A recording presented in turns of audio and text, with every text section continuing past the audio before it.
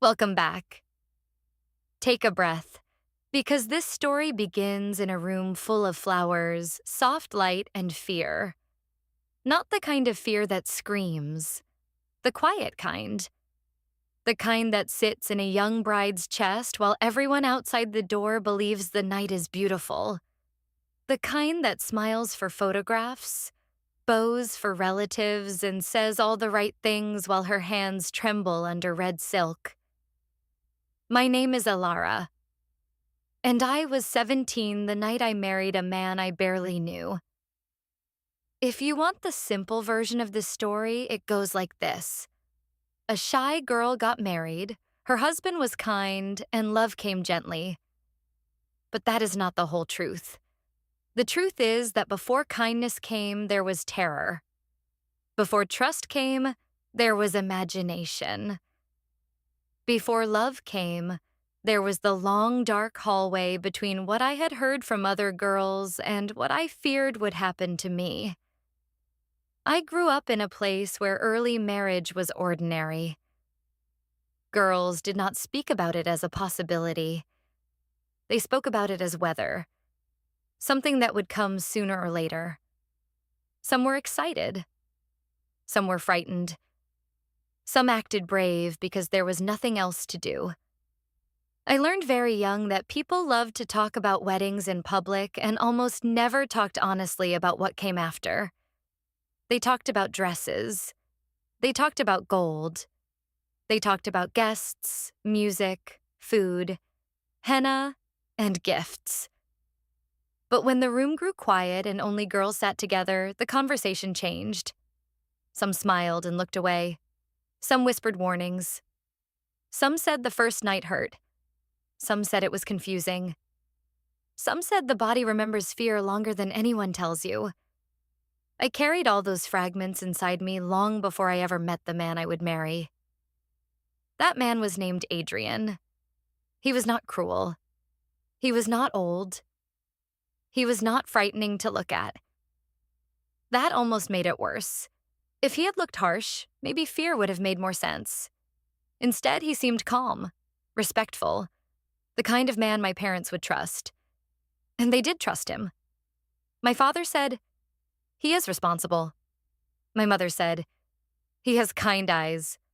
My aunt said, "You are lucky. He seems patient." I listened. I nodded. I tried to be grateful. But gratitude and fear can live in the same heart at the same time. That is something many girls know before they have words for it. The days before my wedding were loud. That is the first thing I remember when I think back now. Not beauty, noise, women in and out of rooms, bracelets clinking, music playing too loud, children running through the house. My name called from 10 directions, fabric held against my body, jewelry pressed into my hands, someone adjusting my hair, someone fixing my dupatta, someone telling me not to cry too much, someone else telling me to smile more.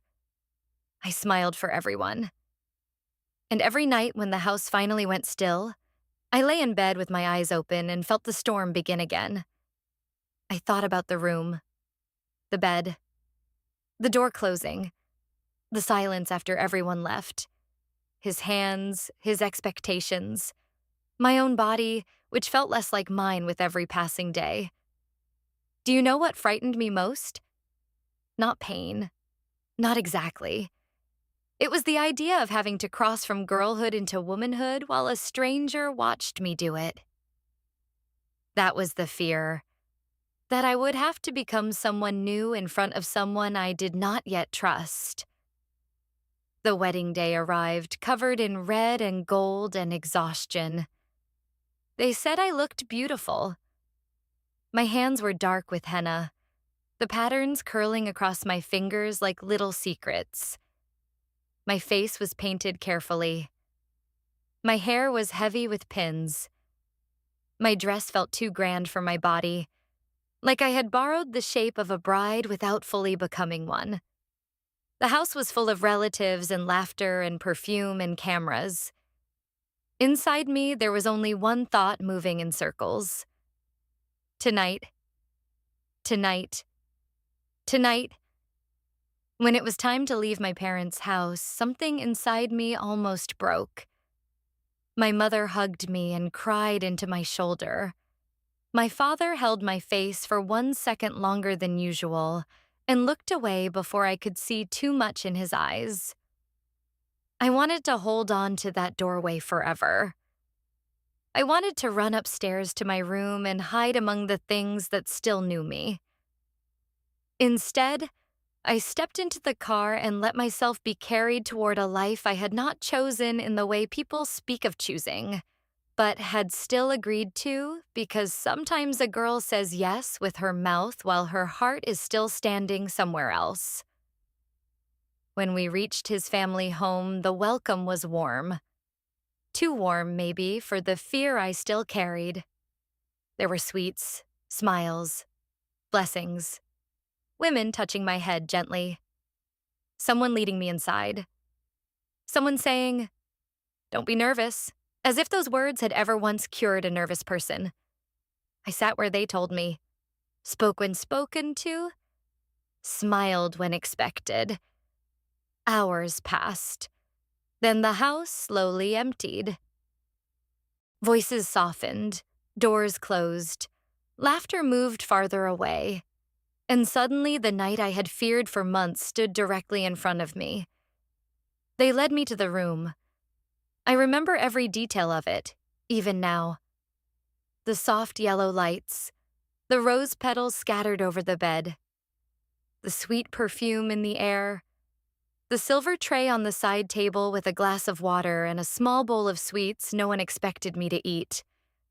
The curtains slightly open, letting in a thread of moonlight. The silence. Especially the silence. I sat on the edge of the bed with my hands in my lap and tried not to shake. But I was shaking. My lips were dry. My heartbeat felt too loud. I could hear the blood in my ears. My back was straight in the unnatural way fear makes posture look like discipline. Then the door opened. My stomach turned so sharply I thought I might be sick. He entered quietly and closed the door behind him. I did not look up immediately. I could feel him there, could feel the shift in the room the way people feel weather change before a storm. He came closer. The bed dipped as he sat down beside me. Not too close. Just close enough for me to know he was there. The silence stretched. I heard myself breathing. Then he said my name. "Ilara." His voice was soft, not playful, not bold, not impatient, just soft. I know this is not easy. I looked up then, really looked at him for the first time that day. His face was calm, but not confident. There was nervousness in him, too. I could see it in the way his fingers rested on his knee, too still, as if he was controlling them. He reached toward the side table and lifted the glass of water. "Here," he said. "You look like you need this more than a speech." I took it from him. Our fingers touched for the smallest second. It sent a quick, warm shock through me. My hands trembled so much the water moved in the glass. He noticed, but he did not comment on it in a way that embarrassed me. Instead, he smiled a little and said, "I'm nervous too, so if your hands shake, mine probably deserve to." That surprised a laugh out of me, a tiny one, barely there. But it changed something. He heard it. I heard it. The room heard it. That small laugh loosened the air between us. I asked my cousin what I should say tonight. He continued, looking slightly embarrassed. He laughed at me and ran away, so now I have no wisdom to offer. I looked down at the glass in my hands and smiled despite myself. He saw the smile and relaxed just a little. That was the beginning. Not touch, not desire, relief. He began to talk. Not about marriage in some heavy, serious way, not about expectations, not about what came next. He talked like a human being sitting beside another frightened human being in a room full of too many flowers. He told me how his mother had made him change his kurta twice because the first color made him look tired. He told me he hated posing for photographs. He told me his youngest cousin had stolen sweets from the kitchen and hidden them in his pocket like treasure. He told me he almost forgot one part of the ceremony because his mind had gone blank. As he spoke, I listened to his voice more than his words. It was kind. That matters more than people think. A kind voice can change the temperature of a room. After a while, he asked, "Can I ask you something?" I nodded. "Are you scared of me?" The question struck me because it was the exact question nobody had asked all day. Not are you happy? Not are you excited? Not are you ready? Are you scared of me? I was honest before I could think better of it. Yes, I whispered. He nodded slowly as if honesty had relieved him. Thank you for telling me the truth. Then he said the sentence that changed the whole night. I don't want you to be afraid of me. My eyes filled immediately with tears, and I hated that they did. I had spent all day trying to be graceful, composed, pretty, appropriate. And now tears arrived because of one simple sentence. He did not act uncomfortable. He did not pretend not to notice. He only moved a little closer and said, "May I hold your hand?" I nodded. He took my hand gently, as if he understood it did not belong to the ceremony or the room or the idea of what this night was supposed to be, as if it still belonged first to me.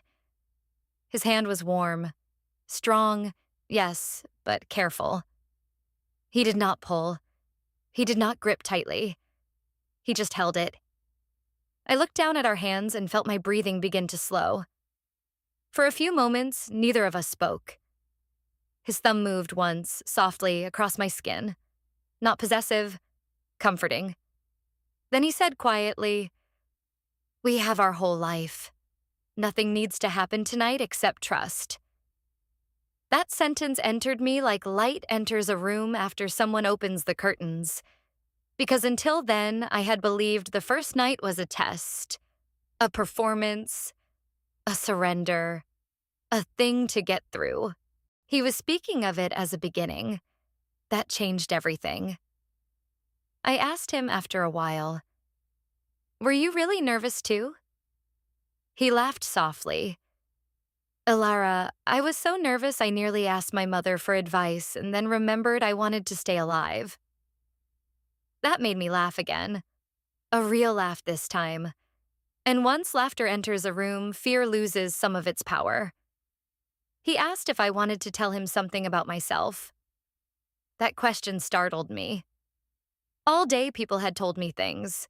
Stand here, sit there, smile, lower your eyes, eat this, wear this. Don't do that. He was asking me who I was, so I told him.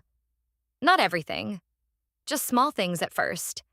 That I like drawing in the margins of my notebooks. That I always broke bangles by accident. That I hated milk and tea, but drank it that way when guests were around because it was easier than arguing. That I once tried to learn how to ride a bicycle and fell into a bush instead. He listened like each detail was something worth keeping.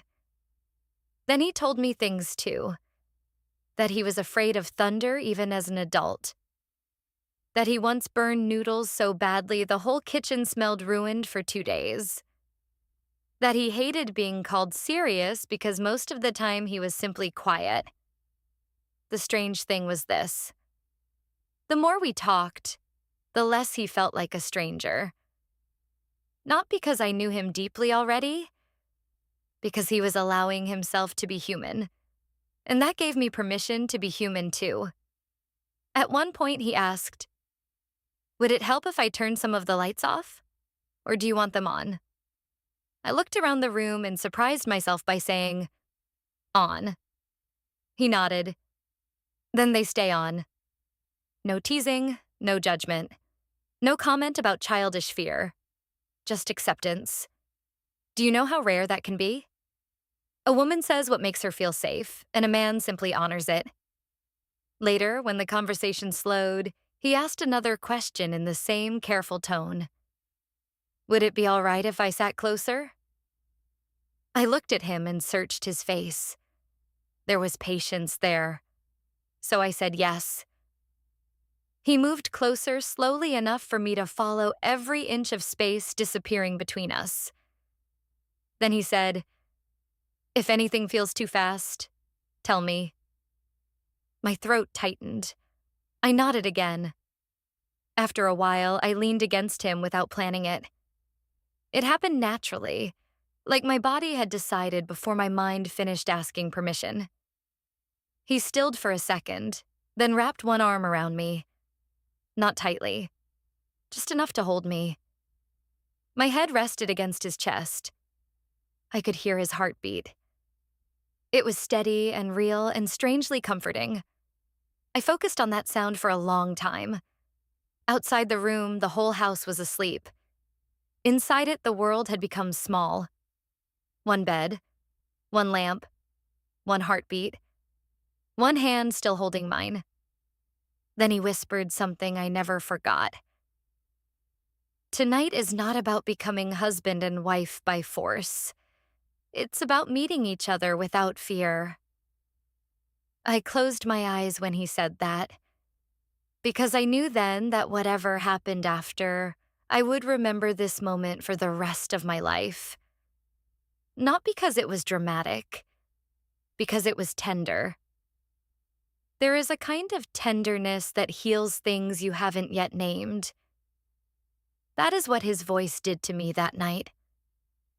After some time, I lifted my head and looked at him again. The room was quiet. The lights were warm. His face was softer now, less nervous, but still careful.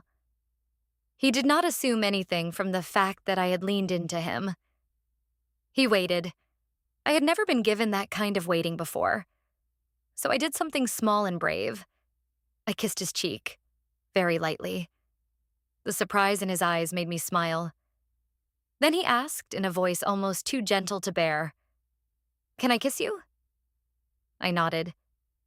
He leaned in slowly enough that I could stop him at any point if I wanted to. That mattered. His lips touched mine softly. So softly. The world did not explode. The room did not spin. Nothing dramatic happened. It felt like touching the surface of still water.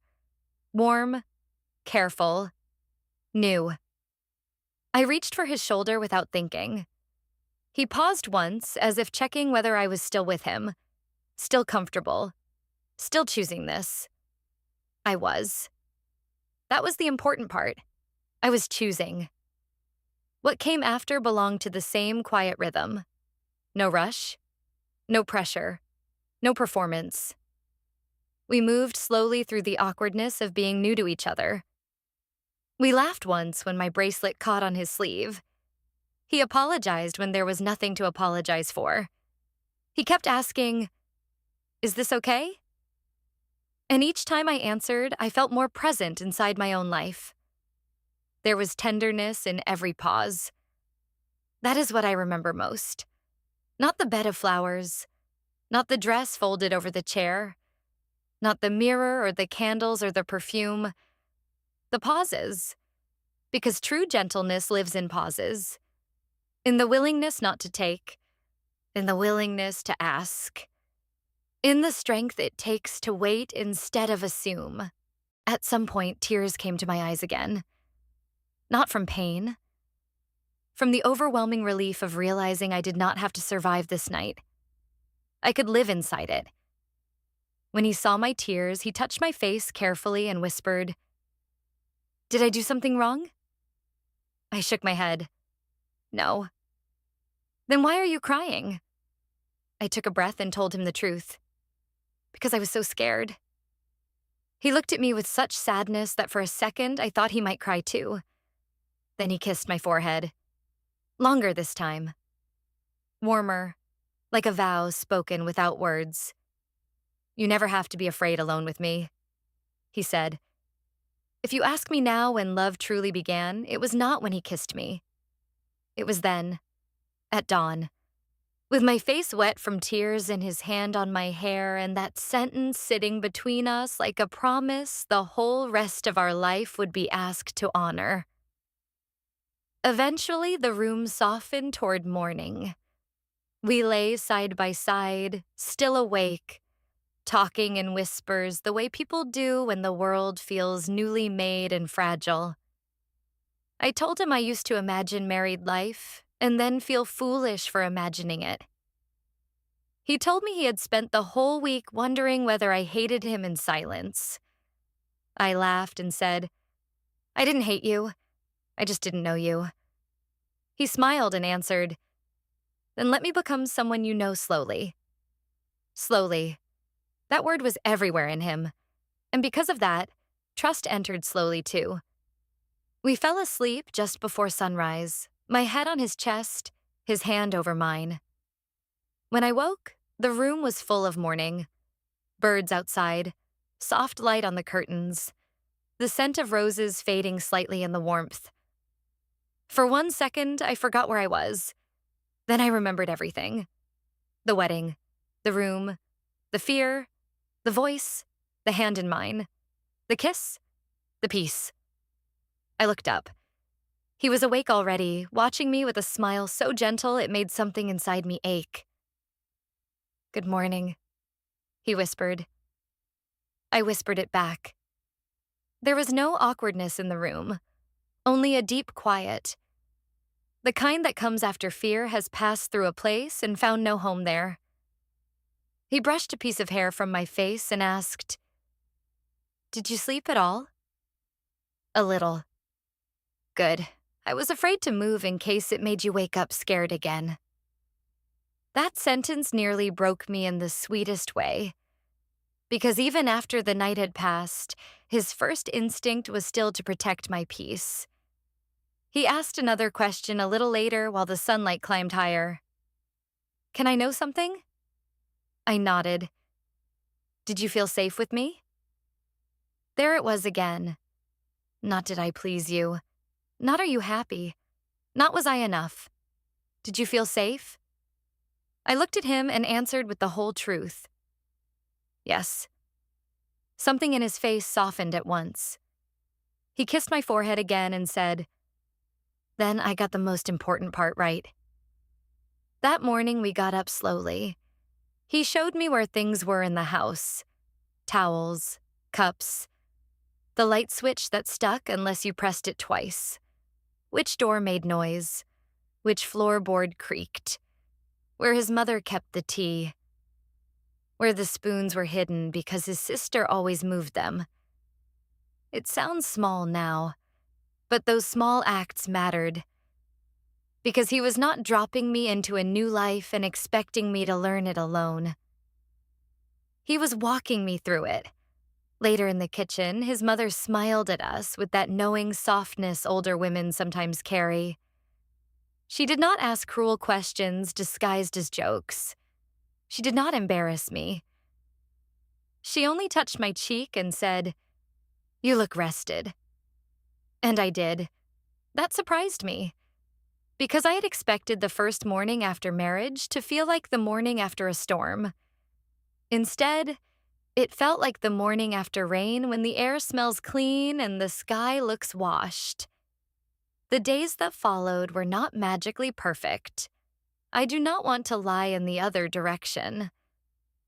There were awkward silences, moments when we misunderstood each other, times when I felt shy again for no reason, times when he spoke too little and I overthought it, times when I missed my mother so suddenly I had to sit down and cry. But one thing never changed. He remained gentle. He asked instead of assuming. He noticed instead of ignoring. He apologized when he hurt me by accident. He listened when I spoke.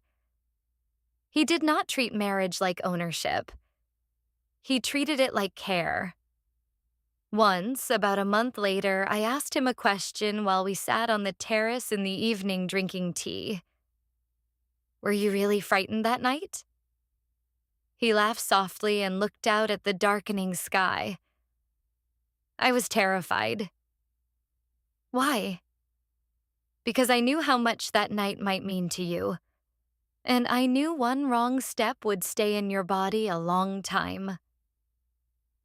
I turned toward him then. He kept speaking. "I didn't want your first memory of me to be fear." That sentence lives in me even now, because it taught me something important. Some men know exactly how much power they hold in certain moments, and the best of them use that power to create safety, not silence. As the months passed, affection deepened into something calmer and stronger. Not only romance, partnership. We learned each other in practical ways, too. He likes his tea too sweet.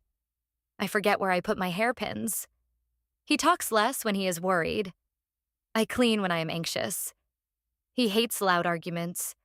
I need words when I am hurt. Love, I learned, is not built only in soft lamplight and beautiful speeches. It is built in ordinary things. In the way someone notices you are quiet at dinner and asks what happened. In the way they remember what frightens you. In the way they hand you water before speaking. In the way they never punish your honesty. Years later, people would ask me about marriage in the thoughtless, curious tone people use when they want romance as entertainment. "Were you nervous? Was your first night magical? Were you shy?" I learned to smile and say, "It was kind." Some people looked disappointed by that answer. They wanted something more dramatic, more scandalous, more exciting. But they did not understand. Kind was the miracle. Kindness was the thing I had not dared hope for. Kindness was what made everything else beautiful. Because love without kindness is only hunger with poetry. And there is another truth, too. Not every girl gets what I got. I know that.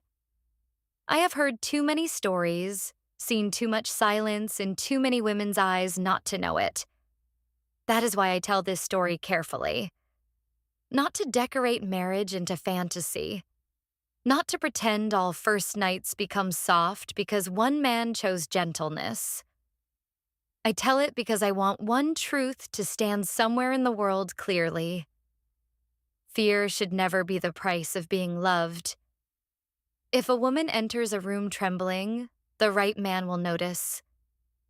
If her smile is forced, the right man will slow down. If her eyes fill with tears, the right man will not be offended by them. He will understand that love begins not in taking, but in making space. That is what Adrian gave me. Space, patience, safety, choice. And because he gave me those things, I was able to give him trust in return. Real trust. Not the kind forced by custom. Not the kind demanded by role. The kind freely offered. Now, when I think back, I do not remember every flower in that room. I do not remember what song was still playing faintly somewhere in the house before the last voices died. I do not remember which bangles I removed first or where exactly my veil was laid. I remember his voice. I remember the glass of water. The question, "Are you scared of me?" The hand held gently in his. The way he asked before every step. The forehead kiss. The words, "We have our whole life." The question the next morning, "Did you feel safe with me?" That is my story. Not the story of a girl who endured. The story of a girl who was met gently enough that fear turned into trust, and trust turned into love. My name is Alara. I was 17, frightened, dressed in red and gold, and waiting in a room full of flowers for a night I had been taught to dread. Instead, I met a man who understood something many people never learn. that the deepest form of love is not urgency, it is gentleness. And because he began with gentleness, everything beautiful had a place to grow after it. If this story stayed with you, write one word in the comments: safe. And if you want more emotional stories told in clear, gentle English, stay for the next one.